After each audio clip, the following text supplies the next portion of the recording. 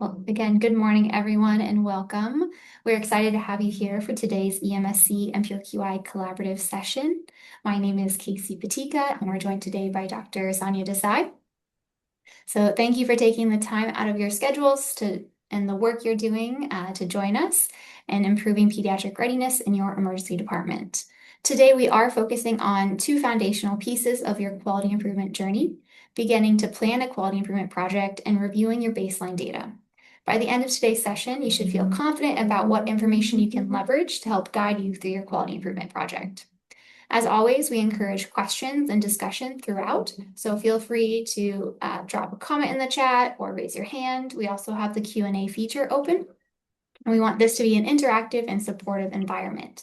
The collaborative works best when we learn from each other's insights and experiences. So thank you in advance for your participation. And with that, let us acknowledge that this work is funded through a cooperative agreement with the Health Resources and Services Administration, which is within the U.S. Department of Health and Human Services. Additionally, NPRQI is also supported by the Toyota Way Forward Fund, and the contents of today's presentation are those of the authors and do not necessarily represent the official views of, nor an endorsement by, HRSA, HHS, or the U.S. government.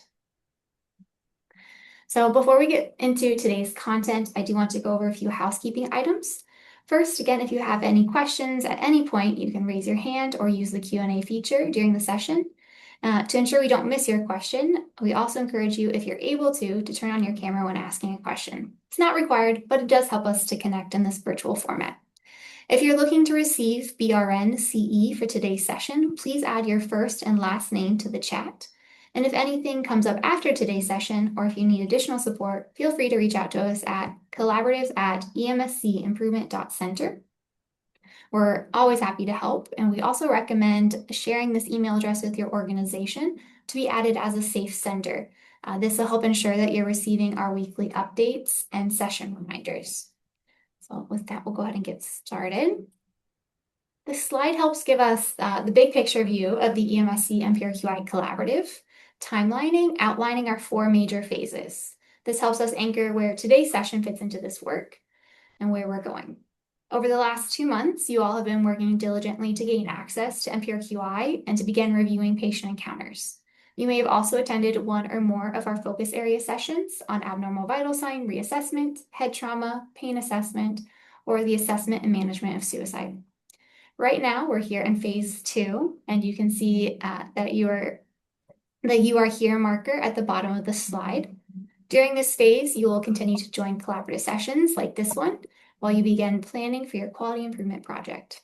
We also encourage you to complete the 2026 NPRP assessment. And you can go ahead and take that assessment today, the 2026 National Pediatric Readiness Assessment. The benefits of participating in the national assessment are multiple, but most importantly, we believe that in assessing your readiness, identifying your gaps, and helping find resources to fill those gaps, you will improve outcomes for pediatric patients, which is the ultimate goal for all of us. With some preparation, it takes approximately 30 to 45 minutes to complete the assessment. We know that the ED is a very busy place, so if you need to pause, you can use the save and exit feature at any time, entering your email address, and you will be sent a link so you can return and complete the assessment at a later time. We want to remind everyone that only one assessment can be submitted during the 2026 data collection period. The assessment will, in most cases, be sent to the ED nurse manager. Ideally, participation in the NPRP assessment is a collaboration between your ED team, including your ED nurse manager, your PEC, your ED medical director, trauma director, and administration. We feel it's important that the person filling out the assessment is someone who works on site and really understands the daily operations and procedures in the ED. And we encourage you to share your results with your ED leadership for quality improvement purposes. Now, especially if this is your first time completing the assessment, it can be a little overwhelming to try to prepare. We have a lot of resources to support you and your team. We recommend that people look at or maybe even print the PDF of the assessment ahead of time to familiarize yourself with the 2026 assessment and make sure you have the information you need to respond accurately. To help prepare, it's also a good idea to review the guidelines in which the assessment is based on. So looking through the checklist that covers our recommendation and guidelines as well. So we also have a toolkit with resources that can help you address any gaps that you might identify in the different domains of readiness. So a number of resources there, and we'll be sharing this slide out with afterwards, as well as the links to them. Once you have submitted your assessment, you will immediately receive something called a gap report. This is one of the favorite parts of the project. We all have taken surveys where we never know the results or what happens with your information. Well, when you take the NPRP, you get immediate feedback. This includes your individual pediatric readiness score, a comparison to your prior scores if you've taken the assessment previously, benchmarking information where you can compare your score to the national score, as to other hospitals with similar annual pediatric volumes. These averages will be moving targets throughout the assessment and will be constantly changing as more data comes in over the process.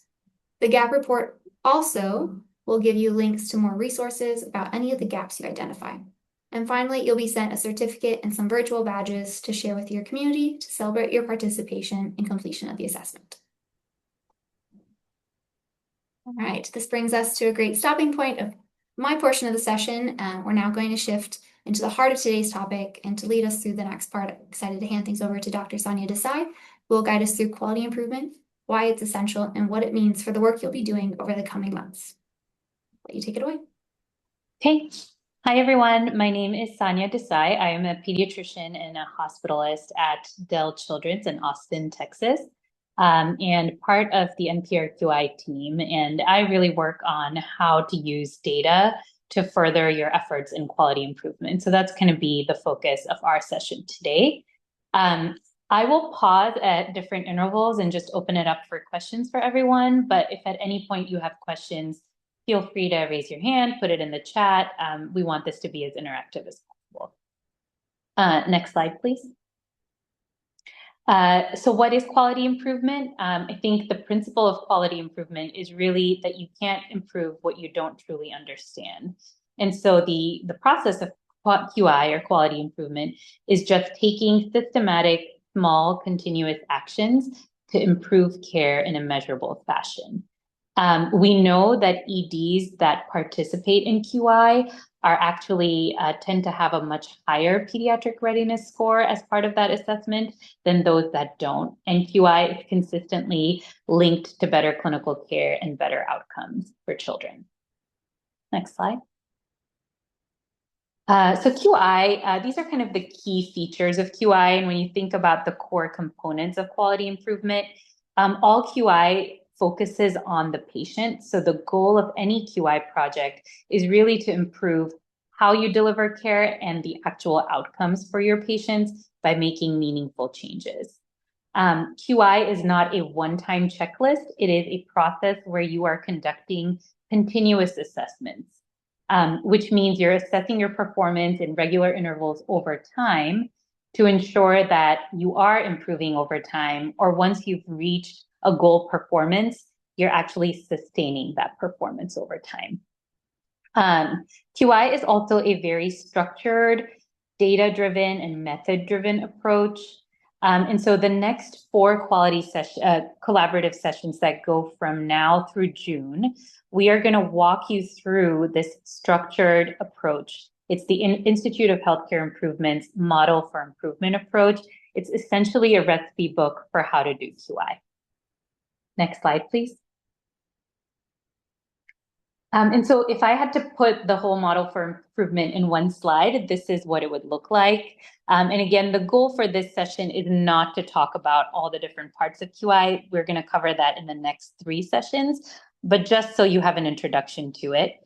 The model for improvement is often described as 3 questions and a cycle. So the 3 questions are, what are you trying to accomplish? Or that is your SMART aim. What change can you make that will result in an improvement? Or what are your interventions? And then how will we know that your changes are resulting in an improvement? And that's what I'm going to focus on today. So the data piece, the measurements piece, how do you ensure that you're actually improving?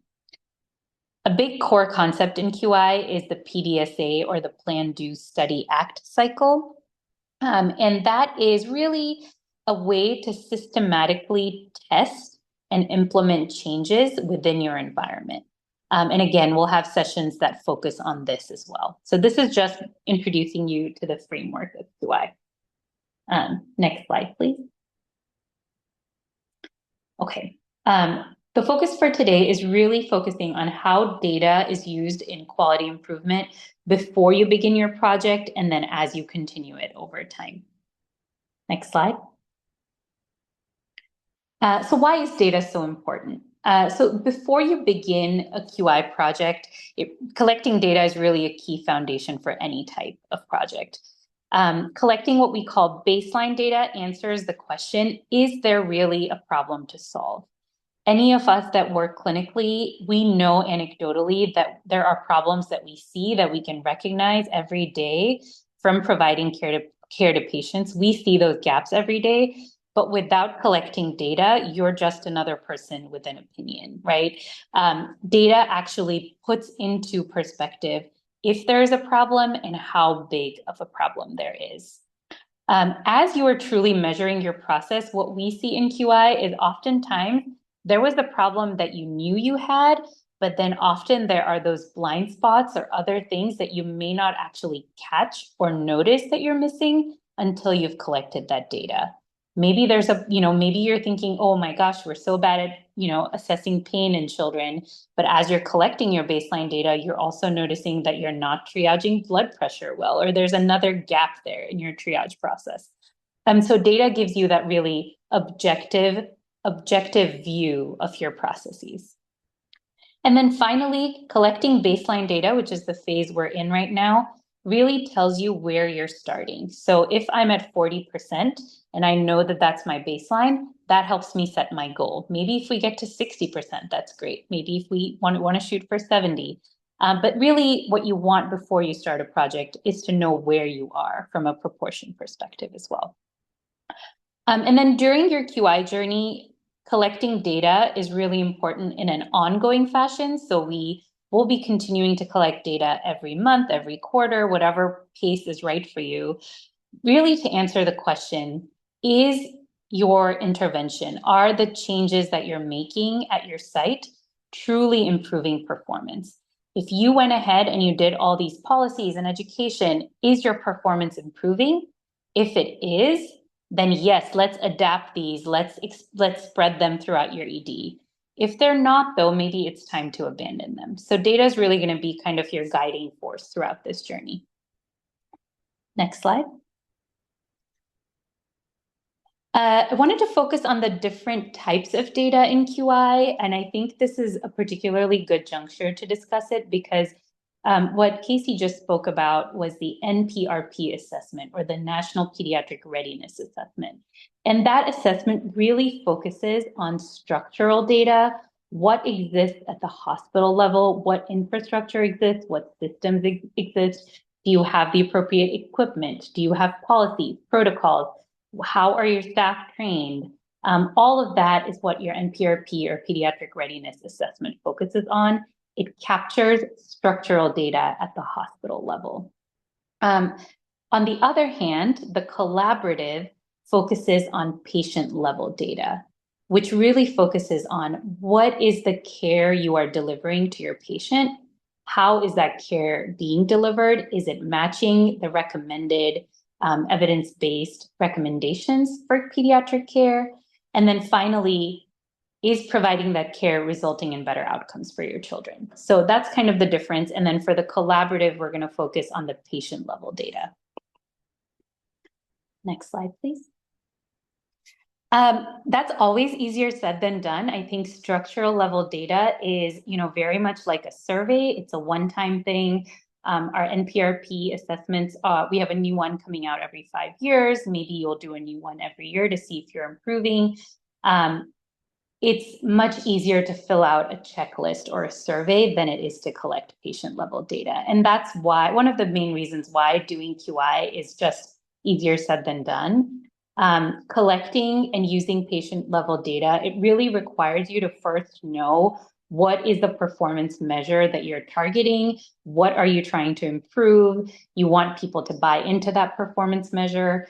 Then you have to figure out how to extract raw data from the charts. Then you have to calculate a numerator, a denominator. Then you have to calculate averages and medians, and then you have to plot them over time. And this is not something that any of us working clinically have the bandwidth or necessarily the experience to do. And so just acknowledging that conducting QI using patient level data can be really powerful, but we really aren't set up to do it in an easy way. It requires structure, it requires tools, consistency, and for a lot of us, those are not really built into our systems.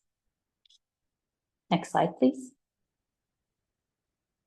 I wanted to talk about NPRQI as a way for us to handle these challenges with data. And I thought it would be nice to use a case study to talk through how NPRQI can do some of these data tasks for you and just make things easier on your end, kind of taking that data burden away from you. If you have been at one of our forums or one of our NPRQI sessions, you will have seen this case study before. But I just wanted to kind of highlight it one more time. Next slide, please. So for this case study, let's talk about Rite Aid Hospital. It is a fictional hospital. It sees about 2,500 patients, children annually. There is a lot of interest in improving pediatric readiness, but like much of us, there are the same funding issues. There's no dedicated time for your pediatric champion. There's no prior pediatric focus quality improvement. So a very, very common scenario for us. Next slide. I think what's really hard in an environment where you might be the only person that is interested in pediatrics is really focusing on what is the right thing for us to improve. And this is a challenge throughout pediatrics because in adult medicine, there are metrics. There are metrics that are tied to reimbursement. There are metrics that are tied to designations. If you're a trauma designated facility or STEMI designated facility. In pediatrics, those metrics have yet to be established. What we do have is metrics that work at our children's hospitals, but those metrics are not realistic for the rest of the country where most kids are actually seen. So how do we know what matters, how to measure it, and how do we find something that's actually meaningful to measure at once? Next slide, please. NPRQI focuses on about 29 different measures across 7 clinical conditions. These measures were developed as consensus measures across a national panel of experts, and it was actually published, the methodology that we used to create these measures. We purposefully used kids that are seen commonly, not the rare, not sepsis, not DKA, not, severe TBI, because most of us are not going to see them frequently enough to make an impact. And we really believed that taking good care of the everyday pediatric patient comes first, rather than focusing on those rare outcomes. So the 7 clinical conditions are assessment, interfacility transfer, blunt head trauma, that's one of our collaborative sessions, seizures, respiratory complaints, vomiting, suicidality, another one of our collaborative focus areas. And then our abnormal vital sign and pain measures are both part of our core assessment bundle. So the focus areas for this collaborative tie into the various clinical conditions in NPRQI, and the measures are made for you, so you don't have to make them from scratch. Next slide. So this is an example of some of the quality measures. I don't know if Kate or Crystal are on this call, but they were in a conference room at UT for like hours, arguing and discussing, what each measure should be and why. And we had stakeholders representing really all different aspects of the healthcare team, whether it was our nurses or physicians or pre-hospital colleagues. We had our rural hospitals represented. We had our American College of Emergency Physicians represented. So everyone kind of getting together and making decisions about what these measures should be. Next slide. And then what you'll do is you will enter your charts and you will get to see this performance dashboard. So this dashboard is one we'll focus on, but really what it allows you to do is look at the different measures. You've entered some charts. You can see where it is that you are not performing as well as maybe the national average or the cohort average. And I'll talk a little bit more about this in our benchmarking session. But say you're interested in pain. So in pain, you can see that the site, your performance is about 62%, the national performance is 20 points higher. Looks like there might be an opportunity to improve something really simple in your ED. Next slide.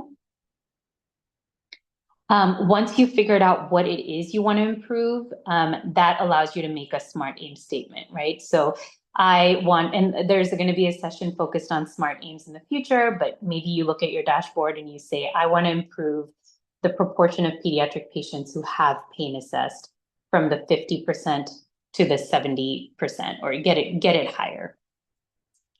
Next slide.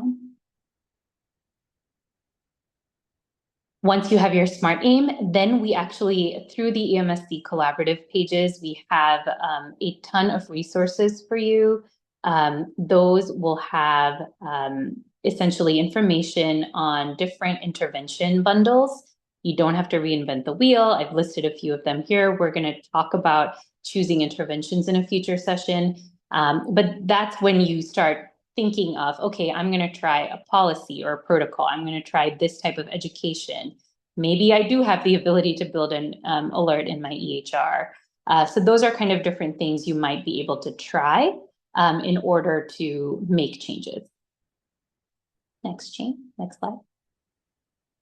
And then once you are doing these changes, you'll go ahead and continue to enter charts monthly or quarterly. And then you'll go to the graphical view of the NPRQI dashboard, where you'll really be able to see, is your performance actually improving over time? Next slide. So this is an example of the NPRQI graphical view, right? And you can see that on the x-axis or on the bottom, you'll see quarters of time. On the y-axis, you'll see proportion. So this is an example of patients who had a structured suicide screen. And then what you can go back and do, and if you click through, Kasey, but I think the animation will show up, you can pinpoint, okay, I did education. It went up and stayed up a little bit. I tried a new policy. I'm not sure that made a big change. And then I tried an EMR optimization strategy. And so really tracking over time which of these interventions resulted in some sort of an improvement and which ones really didn't. Next slide. And so that's kind of how NPRQI will be used for tracking your performance over time. I wanted to go ahead and give that overview. And now what I'll do is just focus on a much kind of more in-depth dive on how to manage your data for this project. I noted that most people are either haven't started entering baseline data or are kind of in the middle of it. So I think I'll focus a little bit more on data sampling and the logistics of data entry. And then after this section, I'll pause really quickly and we'll talk about sampling before we talk about benchmarking. I see a question from Jana about dashboards. So the NPRQI dashboard should be functioning today just for the table view, not the graphical view yet. We are in the final stages of syncing and validating the dashboards. So if you log in and you've entered more charts than you're seeing on the dashboard, those are still being updated, but you should have access to your dashboards. If you are seeing an issue and have questions, please email the collaborative email. Kasey, I don't know if you want to put that in the chat. That'll be really helpful to us if you can shoot us an email there so we can collate it and take it to our vendor. But hopefully your tables should be viewed today, and then hopefully we can get them synced and validated here pretty soon. Next slide, please.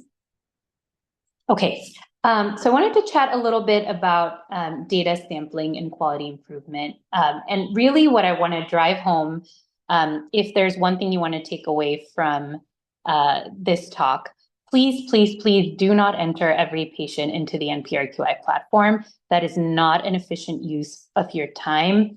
It is truly diminishing returns. If you absolutely, I feel like at some point, entering more data takes away from the time you get to spend on doing improvement initiatives. And so I just wanted to spend a good amount of time talking about data sampling strategies here. I want to highlight that visual on the right. It has the three examples of data for improvement, data for accountability, and data for research. So data for accountability, so that is, data you collect for, trauma designation or STEMI designation. I'm sure many of you are also entering data for some of your, for accountability or reporting purposes. Typically for those, you have to enter all eligible patients. It's not an option. This is something that's holding you accountable that you are meeting these metrics across the board. If you are trying to do research, and QI is not research, but for research, you want to sample as many patients as you can because the size of your sample often will make it more representative and more valid of a research study. The bigger your sample, the easier time you'll have identifying small differences between your study groups. So in research, we always try to go bigger with our sample sizes. We try to get more than enough data. I think in principle, quality improvement is just very different from these different types of data collection strategies, because in QI is meant to be attainable. It's meant to be nimble. You are not striving for perfect. You are striving for good enough. And so we recommend you are really thoughtful about sampling the number of patients that you enter for this collaborative or for any QI project, because as long as you have just enough patients to make a determination of what you need to do, that's all you need to know. Entering every patient is not going to help you. Data sampling provides efficiency. It's just faster and requires less effort and time because most of the time we are doing manual data entry, and that is a time suck. It makes things more feasible as long as you are collecting a non-biased sample, and we'll talk about non-biased samples in the next slide. But as long as your sample is not biased, it still allows you to draw meaningful conclusions from a smaller sample. And so that's why, as long as you're smart about collecting a non-biased sample, then sampling is the way to go for QI. Next slide, please. Okay, the approach we recommend for NPRQI is what we call systematic sampling. This is a way to ensure that you are collecting a non-biased sample. And so for those of you that haven't started or are just getting started, the goal for you all is to really cast a very wide net and to take kind of a systematic sampling approach, at least for your baseline data. So we want to make sure that there is no cherry picking, whether it is inadvertent or intentional, because every time you make a decision to only enter this type of patient or only do Y, you aren't accurately representing what's happening in your emergency department.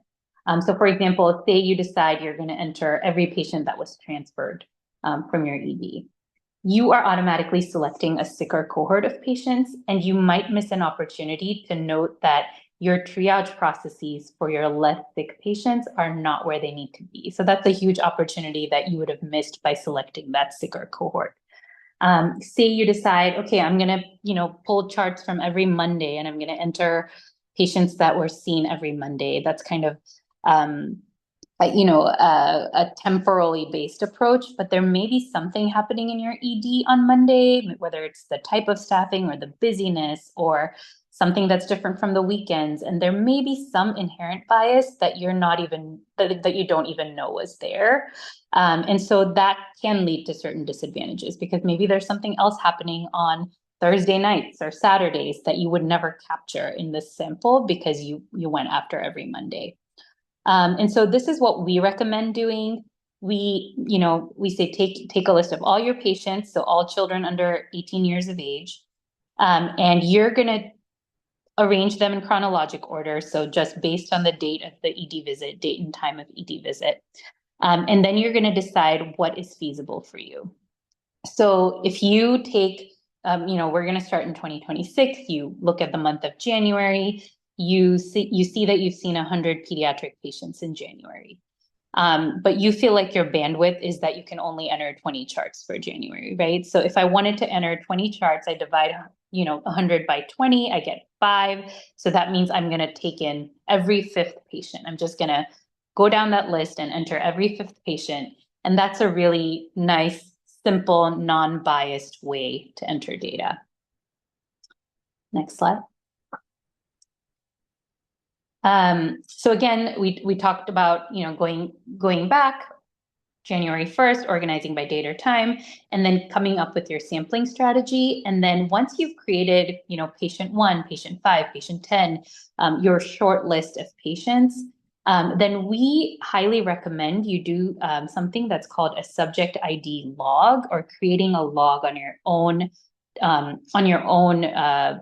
secure platforms within your hospital system that link patient identifiers to the subject ID that's entered in the NPRQI platform. And so we'll show you an example of what that log looks like.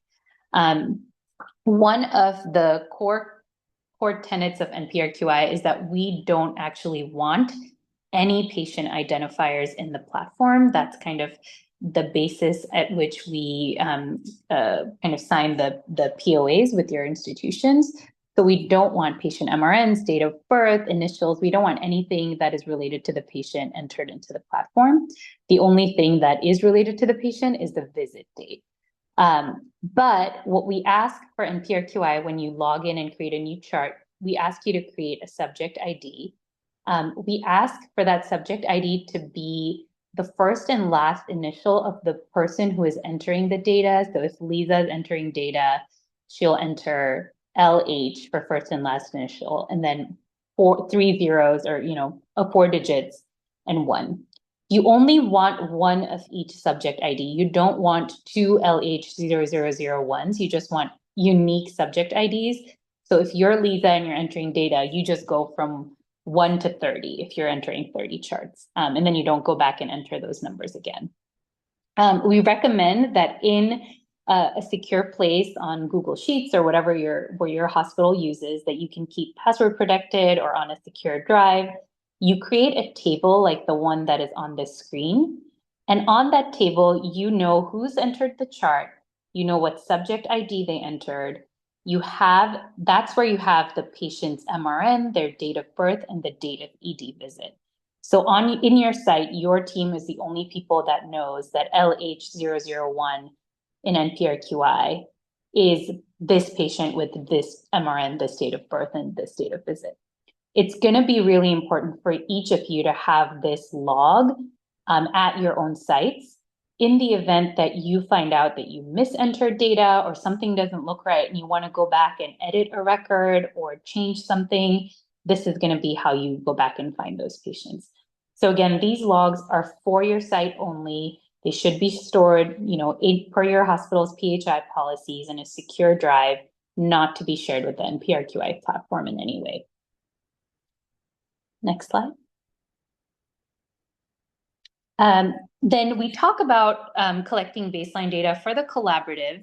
Between January through March, we are requesting that there are at least 30 pediatric charts entered into the platform.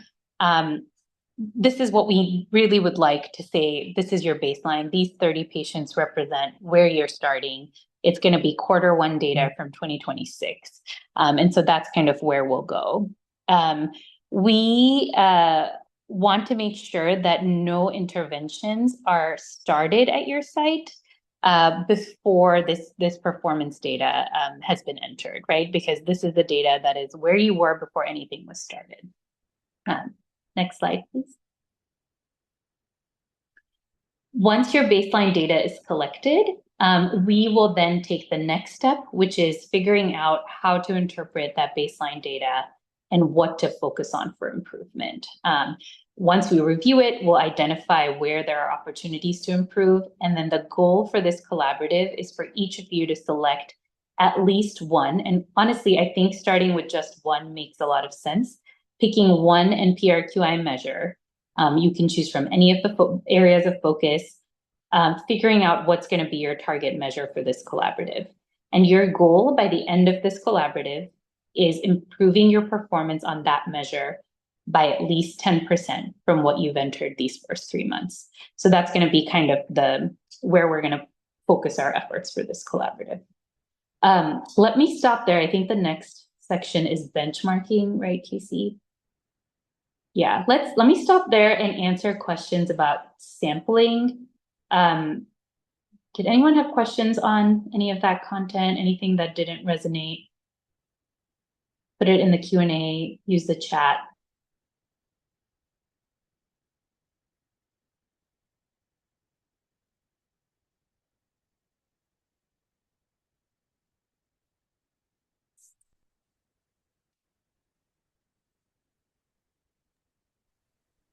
Go back to the spreadsheet, Kasey. I don't know if you want to talk to us, Lisa, on mute. If you want to come off mute and talk to her.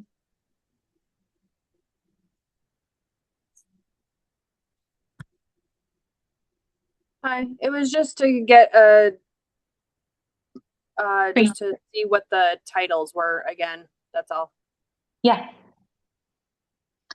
Chris, you said if we don't have 30 patients in the first 3 months of the year, yes, you can go ahead and enter data from 2025 just to get your baseline. That is totally fine. Or, we can just make your baseline period a little bit longer. But yes, those are both options. You can definitely go back in time if you don't have 30 patients yet for now. Yes, again, I said try not to enter all pediatric patients, but if your volume is less than 20 a month and you feel like you can do it, definitely go ahead and do it. We'll talk a little bit about ongoing data commitments for NPRQI. Essentially, each data point in NPRQI only shows up if you have at least 10 patients in that data point, right? So if you enter 10 patients a week, on your graph in the future, you'll be able to see your performance every week. If you enter 10 patients a month or more, then you can view it every month. If you end 10 patients a quarter, then you can do it every quarter. But what we say is if you can do 10 a month, if you have 10 a month, that's perfect because seeing your monthly performance just gives you such a nicer view of your data than a quarterly performance. So if you're able to do 10 a month, that's great. If you can do more and if there's interest in doing more, absolutely.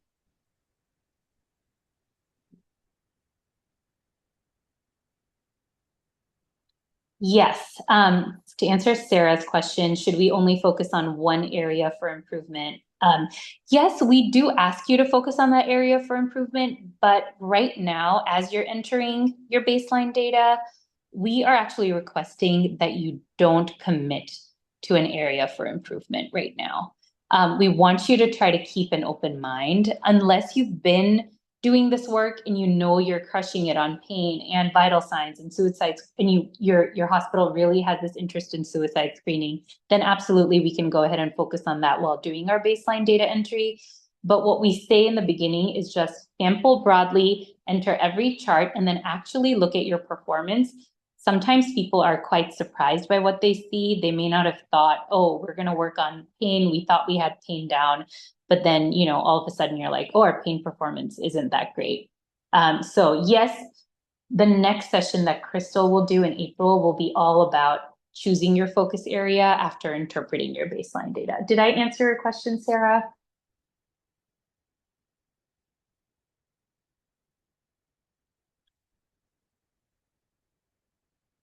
Yeah, got it. Okay, so enter a broad enter charts broadly. Don't cherry pick patients right now. But then once you have entered those charts, we will have ways to help you figure out what to focus on. Jana, that sounds totally reasonable. That sounds like a good approach. At least you've entered every 4th patient, so it's not just going to be all transfers. That's awesome. Okay, thank you. Any other questions? And we'll have time for questions at the end as well. Okay. This Next section of the talk is really going to be about interpreting your baseline data and the whole concept of benchmarking to guide your focus for this QI collaborative. We talked about casting a wide net, entering every 5th patient, 10th patient, or every patient, depending on your bandwidth and your pediatric volume. Now we're going to talk about once you've entered your baseline data, how do you use that to make an informed decision about what to focus on for the collaborative? So the goal of benchmarking is essentially to remember that you cannot get to 100%. There's a concept called reliability and quality improvement that says when we are largely relying on humans, we often can't get better than 80%. If we have some systematic policies in place, we have some hardwired changes like EHR things or things that force you to do the right thing in your system, then yeah, you can get better than that. But perfect performance is not the goal of this QI project. We would like to get to 100, but getting to 100% can't always be the goal. And so we want you to work on something where there is an opportunity for you to improve. And that is not going from 95% to 100%, right? So what we would like for our participating sites to do is to really use the NPRQI platform, the table view that I'll show you again, to compare your performance to other hospitals. See where you are compared to the rest of the 130 hospitals that have already entered data into NPRQI. That number will grow with this collaborative, but you want to see how are you doing compared to others? Where is there realistically somewhere that there is a low-hanging way for you to improve? We'd rather you prioritize working on something that's achievable and have really informed target performance goals for you to reach, rather than shooting for that 100%, because that's often just not realistic in healthcare. Next slide. So coming back to this view, so if you've entered 30 or more charts, take a minute and go to the table view that should be visible on your dashboards. It should look something like this. This is just the core bundle. If you look at the left-hand side where it says clinical bundle, there will be a drop down and you should be able to see your suicidality performance, your head trauma performance. So all of the collaborative focus areas are kind of in a drop down menu over there. But what you will see is the 3 columns on the right, which tell you your performance, the national performance, and the cohort performance. And those are the 2 benchmarking performances that we'll talk about a little bit more. Next slide, please. So the national performance is the average performance of all EDs that have entered data in NPRQI so far. And what we've done with this measure is we aren't averaging these at the patient level, we're actually averaging these at the ED level, because we wanted to make sure that every hospital gets counted as its own entity when we're benchmarking performance. So if we have a very large volume children's hospitals that's entered 10,000 charts, and a rural hospital that only sees 100 children a year and entered 100 charts, we don't want the performance of our smaller sites to be washed out by the bigger sites. So each site gets its own performance entered in, and then we average those out and we kind of demonstrate the average or median values for those measures. So the national performance is the average performance of all EDs that have entered data in NPRQI. The cohort performance is the average performance of EDs that have the same annual pediatric volume as your site. So if you go in there and you see 1,000 patients a year, that's a low volume site, then your cohort performance is then other sites that have less than 18. So our low volume is 0 to 1,800, so less than 1,800 patients. So that cohort is much more representative of EDs that have the same resources as you, that have the same structural issues as you. And so if there are measures in which your performance isn't as good as the cohort performance, those are really obvious ones where benchmarking can be a good way for you to improve. Next slide, please. Again, benchmarking is not the only way to use a focus. You want choose an area of focus. You want to choose something that there is interest, excitement, leadership buy-in at your site for improvement. You don't want to pick something that nobody else is excited about. Crystal's session next month talks a lot about team building and getting buy-in from stakeholders and using that to choose your area of focus. But at the same time, you don't want to choose something where you're already crushing it. You're setting yourself up to not make a significant enough improvement and to not make a significant impact. So over by and large, if you are significantly outperforming both your national and cohort averages, or if your performance is already greater than 90% on that measure, that may not be the target for your collaborative. So don't choose measures where you are just already crushing it. That is not your goal for this collaborative. These high performance areas are really important, and they're really important for you to maintain. But what we would really like you all to do after this collaborative is to really be able to demonstrate, hey, I took our performance on this measure from here to here. And so starting somewhere where you're already super high is not a good idea. And so, combining that with finding somewhere where there is an opportunity to improve and there is buy-in and excitement at your site and there's feasible ideas to make things better, that's how you're going to end up choosing your focus area for NPRQI. Next slide.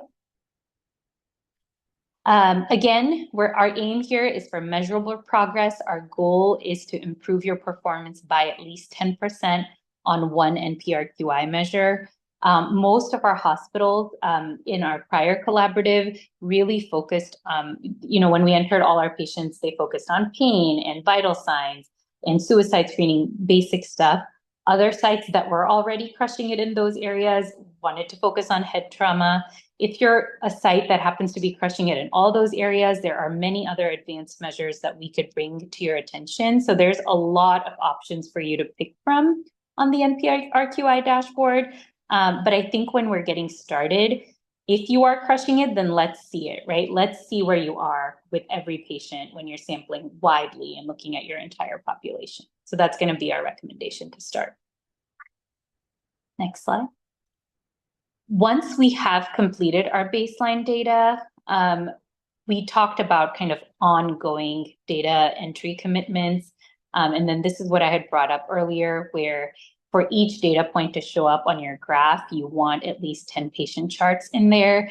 And so what we suggest is if you can do 10 a month or 10 a quarter, whatever you can do to keep that performance over time going, that's going to be that's going to be how you see your performance. We recommend at least 10 charts a quarter because then that'll really allow you to see your performance in time. If you can do 10 a month, if you have the volume and the ability to do 10 a month, I think that's really nice because then you can see your performance on month by month basis on the graph. I think that's all I have. Next slide. Let me pause there and answer questions about benchmarking before I hand it back to Kasey. Questions?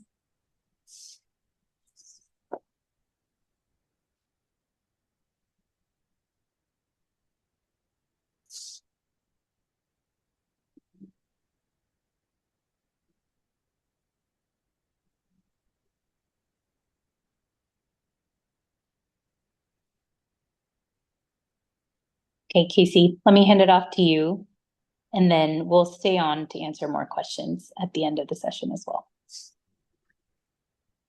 Right. Well, thank you so much. I know we've covered a lot in today's session, and if you do have questions that come up, you can continue to use the chat or the Q&A feature, and you can always reach out to us by email at the collaboratives@emscimprovement.center. After the fact, if you have questions or if you come across anything that doesn't quite look right on your NPRQI performance dashboard, please let us know.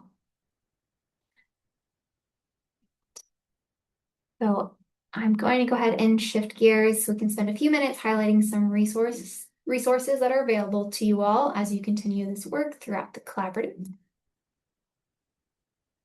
One great source of information is our NPRQI website. It's a great place to access everything you might need to help get started with data entry. I'm going to go ahead and pause our presentation and share with you the website so you can get a sense of how to navigate and where to find things.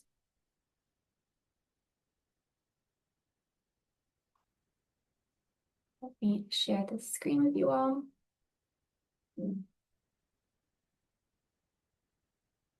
I'm going to start on the EMSC website. So to locate our NPRQI resources, you can navigate to Pediatric Readiness. For emergency departments, go to NPRQI Quality Dashboards. Here you'll find a tab for resources, under which separated into getting started, resources for data entry, and platform guides. So if you're just getting started, we have our quick guide and some facts that might be helpful to share with your ED or leadership. Where you're probably going to get the most resources here are our platform guides. So these are some instructional videos to help you navigate registration, entering a record, editing or deleting a chart. I shared this link earlier in today's session, but here is a sample subject ID log to help you get started with that. So lots of great resources here as you're beginning to utilize NPRQI. And our next set of resources are those specific to the EMSC NPRQI Collaborative. And then, so for the collaborative, Sarah, I see your comment in the chat, and I'll get to that in just a minute. So under Engage with EMSC, we have Pediatric Readiness. Here is the landing page for EMSC NPRQI Collaborative. A lot of resources under our 2026 cohort. You can see we've updated our landing page to highlight the states where we have emergency departments joining us. Great place for resources of where to get started is our collaborative hub. Again, that password is PR 2026. And log in. You'll see copies of our weekly emails. Again, if you're not receiving our weekly emails with updates, please make sure our collaboratives email is whitelisted with your organization or linked or sent or set up as a preferred sender. Great ways to do that. We have some reminders as well as upcoming sessions for you to register for, and then a reminder of our timeline down here at the bottom. So great place to find resources. And then if you're ever unable to join a collaborative session, you can use our collaborative sessions here and find links to the video and to the slides from the presentation. So lots of information is available to you here. As you begin viewing your performance and comparing that to our national cohort performances of our 4 areas of focus, you might be ready to start looking at our intervention bundles. So these are some resources to help you get started as you're considering your quality improvement projects. So if you're looking at your performance and you think you could have improvement in your pain assessment, you might want to check out this intervention bundle and review some of the materials here to help you get started.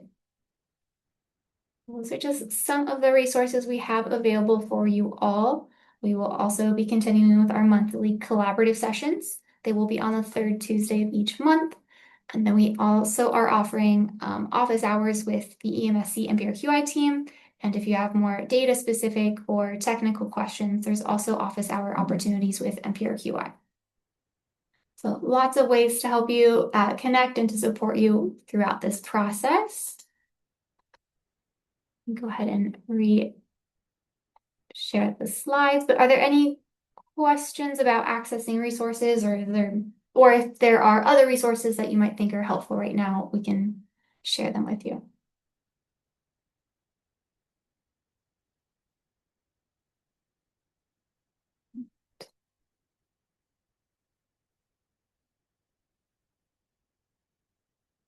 Again, if you are interested in receiving BRNCE, please make sure your first and last name is in the chat. And you can access the QR code there or the link to receive your continuing education credit.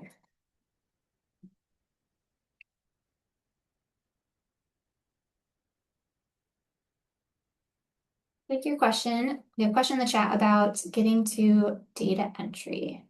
Share that with you.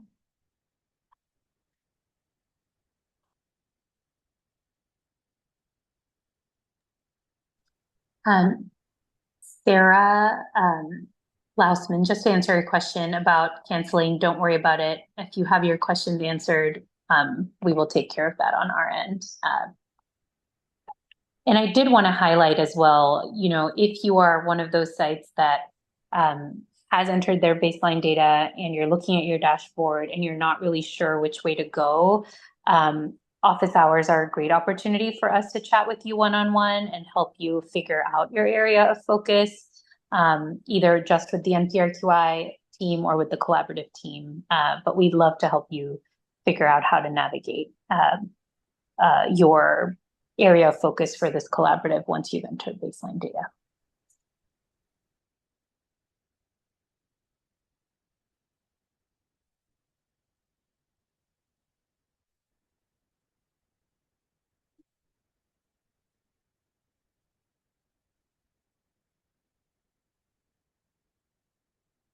And again, put in the chat the link to the NPRQI platform to log in and begin entering data.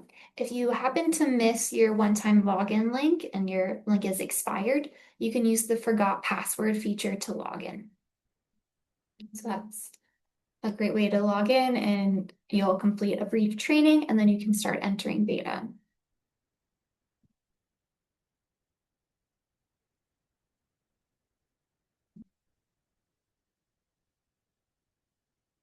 Right, Cecilia, a question about getting the links to these sessions in your calendars. I would recommend whenever you joined today's session, that email from Zoom has a feature of, can I add these to my calendar?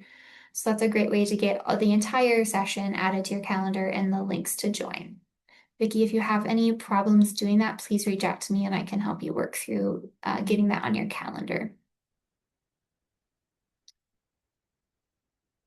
All right, and then Corey's asking for the link to the CE survey.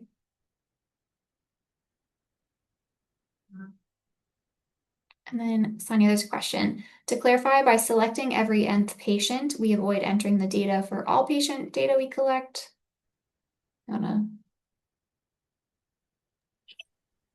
not sure. I think by entering every nth patient, we want to make sure you're not entering every patient that you've seen at your ED into the platform. We wanted you to, I think, yes, that was kind of the goal. I'm not sure though if I understood your question correctly. If you wanted to come off mute and chat with us, we can clarify.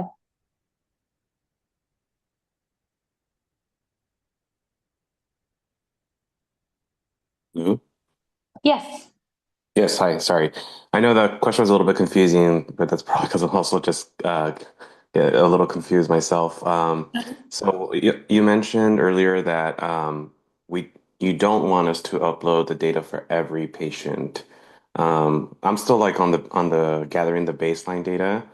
So as I'm like preparing for entering the information, I take it that by you suggesting earlier about like you get your group of like data that's provided to you of the patient charts, and then by selecting every nth patient, my interpretation was by doing so, we are avoiding doing that whole entry data collection for everyone by selecting Yeah. every nth. Yeah, what we recommend is taking just a list of, patient name, date of birth, visit date, and arranging it by visit date. So I would go by month if that's easiest. So you take January, you take your patients and order them from January 1st to January 31st, and then you see how many you have. So say you have 100 patients that you saw in January, it really wouldn't be wise to enter 100 patients into NPRQI. What you want to do is really think about, who all is doing this work, how much time you have available. If you can do 10 in January, that would be great. If you feel like you can do 20, that would be great. So you just divide 100 by 10 or 20, and then you're just Then you select, patient number 1, patient number 10, patient number 20, and then you pull those into your patient log, and those are the only patients that you enter data on. Does that answer the question, Carlos? Yeah, that definitely helps out in terms of understanding, because again, Yeah. it's my first time doing it and everything. Yeah. I'm just trying to, because the other thing was, I believe in like navigating the website, and there was some like I believe somewhere along that I saw that they want like 30, at least 30 patients or something like that to have like a meaningful capture or something like that. So I Yes. don't know how the like let's say right now with how you were saying you get 100 patient data and you're just going to select 10 or 20. Does that 10 or 20 fall short, or is that number correlated with that 30 that I had read earlier on the website? Yeah, for the baseline data, you have 3 months of capture time. So that would be January 2026, February 2026, and March 2026. So within those 3 months for baseline, we're requesting at least 30 charts. So in my example case study, I suggested, if you can do 10 charts in January, 10 charts in February, and 10 charts in March, you'll hit that 30 chart goal. And then if you can keep up 10 charts in April, 10 charts in May, 10 charts in June, then I think that's a great strategy for data if you can do that over time. Thank you for explaining that. That makes it so much Yeah. easier. Yeah, totally. Thank you for your question. Great question. I also see a question about a due date to get your POA submitted to gain access to NPRQI. So we recommend that you be working to get that document signed by your institution so that we can begin processing it and grant you access to the platform. So you can go ahead and enter your baseline data and begin implementing quality improvement and seeing your performance improve over time. If you have specific questions or if your institution has questions regarding security or data, we'd be happy to set up one-on-ones with you and your organization to help address those concerns.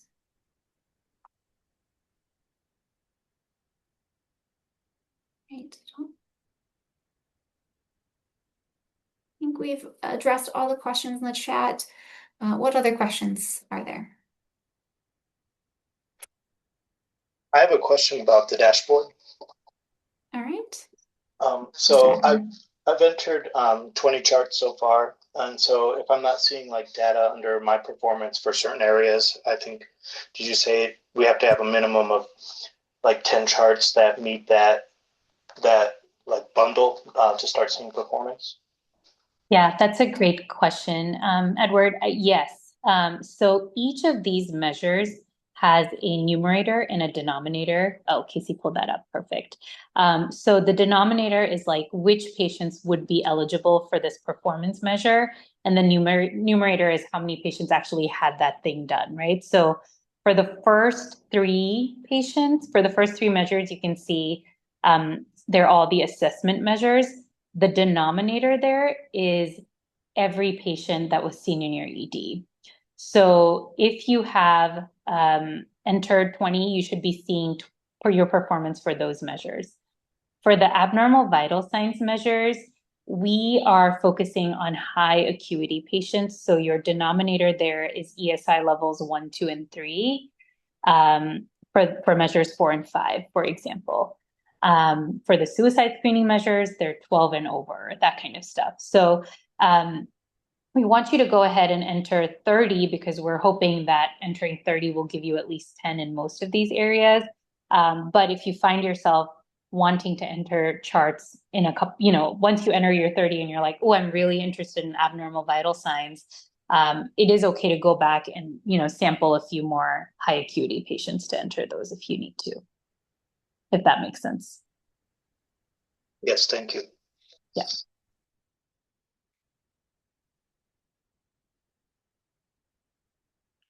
Thank you for your question, Edward. What other questions are there?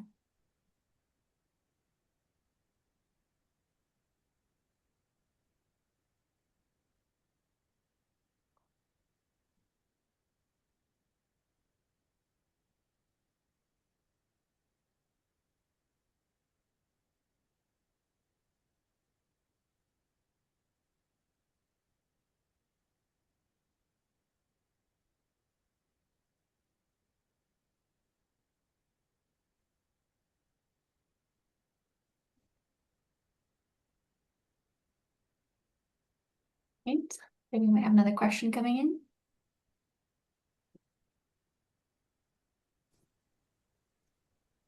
Kasey, it's Jana from Gibson. Question here. I just want to make sure I understand. We should not put any interventions into place until after March 31st, correct? So that way it doesn't skew our data.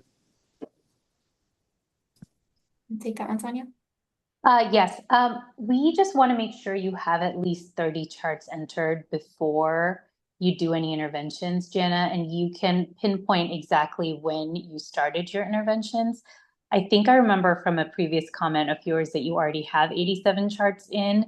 So if you feel like you have the information you need to choose your area of focus and start interventions, just mark where your baseline period ended so that way you know, like this was a baseline period, this is the intervention period.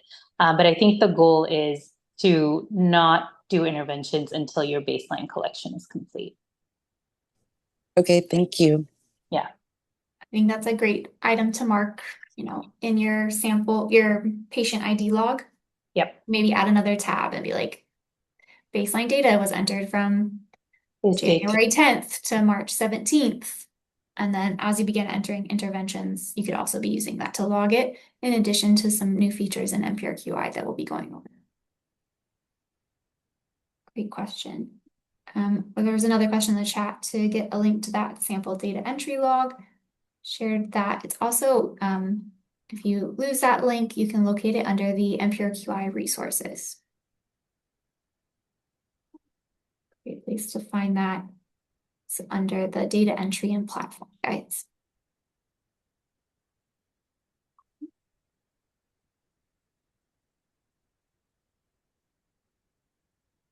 Right, well, Sanya, I will be here for a few more minutes to help address any questions, but we appreciate you all joining today's session.